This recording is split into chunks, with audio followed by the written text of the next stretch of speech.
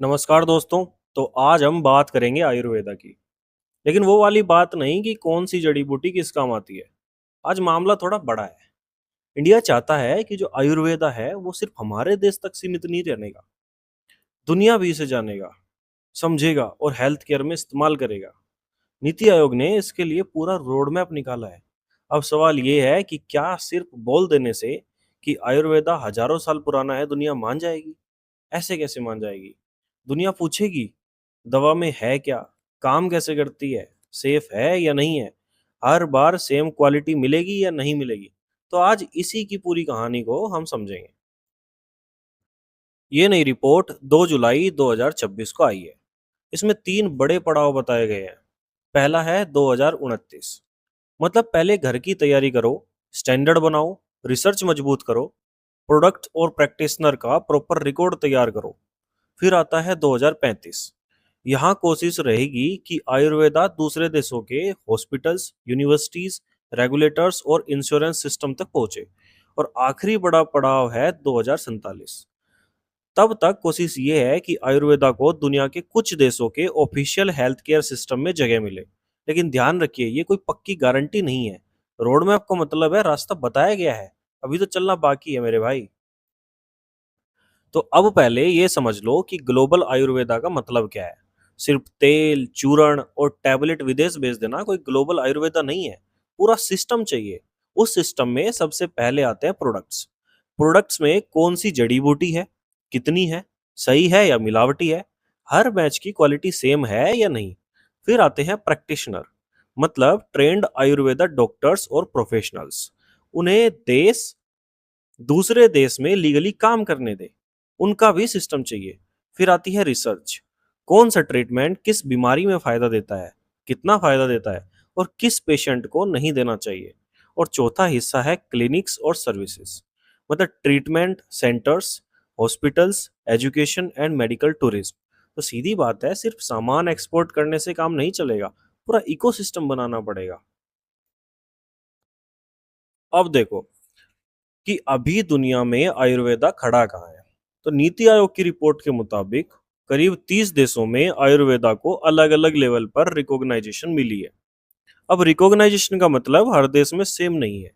कहीं इसे proper medical system माना जाता है, तो कहीं सपोर्टिव थेरेपी और कहीं बस वेलनेस या स्पा ट्रीटमेंट। तो इंडिया में करीब 3.55 लाख ट्रेंड आयुर्वेदिक प्रैक्टिशनर बताए गए हैं। और आयुर्वेदिक तथा हर्बल प्रोडक्ट्स 150 से ज़्यादा मार्केट तक पहुंच रहे हैं। सुनने में नंबर बड़े लग रहे हैं, लेकिन असली बात यह है कि हमारे ज़्यादातर ट्रेंड डॉक्टर्स जो हैं वो इंडिया में ही हैं। और जो प्रोडक्ट विदेश भेजे जाते हैं उन्हें कई जगह मेडिसिन नहीं माना जाता, उन्हें सप्लीमेंट या वेलनेस प्रोडक्ट माना जाता है। मतलब दुनिया तक आयुर्वेदा पहुंच तो गया है, लेकिन पूरी तरह मान्यता अभी नहीं मिली है। अब रिपोर्ट की पूरी स्ट्रेटजी 3 पिलर पर टिकी है। पहला है अवेलेबिलिटी, मतलब प्रोडक्ट होना चाहिए, डॉक्टर होना चाहिए, रिसर्च होनी चाहिए, ट्रेंड और एजुकेशन का सिस्टम होना चाहिए। सीधी भाषा में बोले तो आपके पास देने के लिए कुछ चीज होनी चाहिए। दूसरा है एक्सेप्टेबिलिटी, यही सबसे मुश्किल हिस्सा है। दूसरे देश का रेगुलेटर बोले हाँ प्रोडक्ट ठीक है, डॉक्टर बोले हाँ एविडेंस ठीक है, इंश्योरेंस कंपनी बोले हाँ ट्रीटमेंट कवर किया जा सकता है, और पेशेंट बोले हाँ मुझे भरोसा है। तीसरा है प्रोपागेशन, मतलब आयुर्वेदा के बारे में दुनिया को बताना, ब्रांडिंग करना, सेंटर्स खोलना, इंटरनेशनल लेवल पर उसकी विजिबिलिटी बढ़ाना। लेकिन भाई प्रचार करना आसान है, भरोसा बनाना बहुत मुश्किल है। तो एडवर्टाइजमेंट आज चला दोगे, लेकिन ट्रस्ट बनने में तो साल लगते हैं। अब आते हैं सबसे बड़ी दिक्कत पर, क्वालिटी और रेगुलेशन। मान लो किसी मेडिसिन में 4-5 जड़ी बूटियां डाली गई हैं। अब जड़ी बूटी सही प्लांट है या नहीं, कहाँ उगी थी, कब काटी गई, कैसे सुखाई गई और कहाँ स्टोर की गई, इन सब चीजों से लेकर फाइनल प्रोडक्ट बदल सकता है। गलत स्टोरेज हुआ तो फंगस लग सकती है, हैवी मेटल्स आ सकते हैं, पेस्टिसाइड्स या माइक्रोब्स हो सकते हैं। इसलिए पहला स्टेप होगा रो हर्ब की सही पहचान करना, और फिर आएगा लेबोरेटरी टेस्टिंग, फिर क्लीन मैन्युफैक्चरिंग और उसके बाद ग्लोबल अप्रूवल। मतलब बोतल सुंदर बना देने से दुनिया भरोसा नहीं करने वाली, हर चीज का टेस्ट और रिकॉर्ड देना पड़ेगा। अब ये जो बात है कुछ लोगों को थोड़ी खराब लग सकती है, लेकिन है बिल्कुल सीधी। कोई चीज हजारों साल से इस्तेमाल हो रही है, ये एक इम्पोर्टेंट बात है। इसका मतलब है कि लोगों के पास उसका काफी एक्सपीरियंस है। लेकिन सिर्फ पुरानी होने से कोई ट्रीटमेंट साइंटिफिकली प्रूव नहीं हो जाता। सबसे पहले ट्रेडिशनल यूज आता है, मतलब लोग इसे लंबे समय से इस्तेमाल कर रहे हैं। फिर लेबोरेटरी स्टडीज होती हैं। लैब में देखा जाता है कि इसमें सच में कोई बायोलॉजिकल एक्टिविटी है भी या नहीं।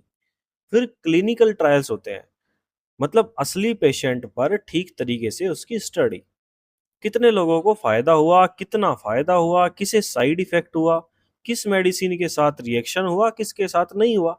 और जब कहीं स्टडी एक ही डायरेक्शन में रिजल्ट देती है, तब मजबूत एविडेंस बनता है। तो वर्ल्ड हेल्थ ऑर्गेनाइजेशन भी यही कहता है, ट्रेडिशनल मेडिसिन के लिए प्रॉपर एविडेंस बहुत जरूरी है। मतलब आयुर्वेदा को छोड़ना नहीं है, उसे साइंस के साथ और मजबूत करना है।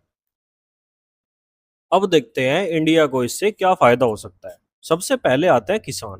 तो मेडिकल प्लांट्स की अगर डिमांड बढ़ी तो किसानों को एक नया मार्केट मिल सकता है। लेकिन प्लांट जो है वो सही होना चाहिए, उसका रिकॉर्ड होना चाहिए, कहाँ होगा, कैसे होगा, सब ट्रेस होना चाहिए। फिर लेबोरेटरीज और रिसर्चर्स, तो टेस्टिंग बढ़ेगी तो रिसर्च बढ़ेगी, नई जॉब्स बनेंगी। फिर आते हैं मैन्युफैक्चरर्स। तो इंडिया सिर्फ कच्ची जड़ी बूटी बेचने की जगह अच्छी क्वालिटी वाले जो फिनिश्ड प्रोडक्ट बना सकता है।